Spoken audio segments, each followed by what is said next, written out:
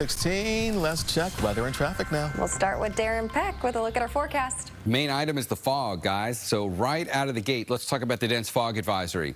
It's for the North Bay valleys, but by no means are the North Bay valleys the only place that need to be aware of this. But since that's where we've got the advisory, we'll start there.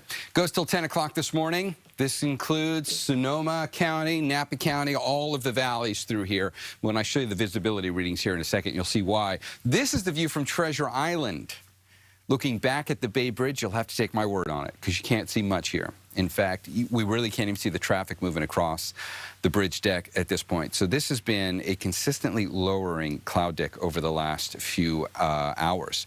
I don't see any measurable issues with fog on the road in the city, but from that view, you want to plan on giving yourself some extra time. San Jose, you look fine, but when we go to the camera that sits on top of Mount Diablo and look east at those inland valleys of the East Bay, you can see what it looks like here for places like Concord, out towards Walnut Creek. You've definitely got the low clouds that are creeping in through those valleys. That's the scene in the city right now from the Mark Hopkins Hotel.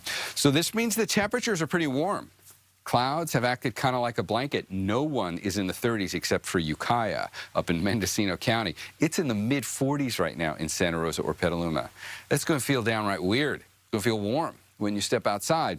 And if we look at the visibility readings now to go along with that, 0. For Petaluma, that's our trouble spot. That's why we've got a dense fog advisory. It's 3/10 for Santa Rosa and for Napa, 4/10 for Fairfield, and 3/10 right there for Livermore. So the Tri-Valley is certainly one of the other locations which has just as much of an issue with fog on the roadway as those North Bay valleys do at this point. This all goes away by late morning. And then it's blue sky today. As cloudy as it is, it'll take some time to get rid of it, but by noon, 1 o'clock, we will break free of it and we'll get some nice blue sky today. And in terms of actual rain, you can see where the storms are out here. Watch them all continue to get pushed away.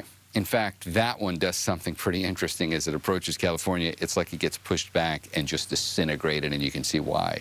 A big blocking ridge of high pressure is blocking all the storms from out here. Everything's got to go up and over it, and when you watch the accumulated rainfall between now and the end of January, boy, doesn't that paint a picture. A big donut hole of nothing right there where that ridge of high pressure is, and that's why the 7-day forecast is the way it is. No rain through the end of January. And a subtle warm-up. By the time we get towards the end of this week, we'll see daytime highs that climb into the upper 60s.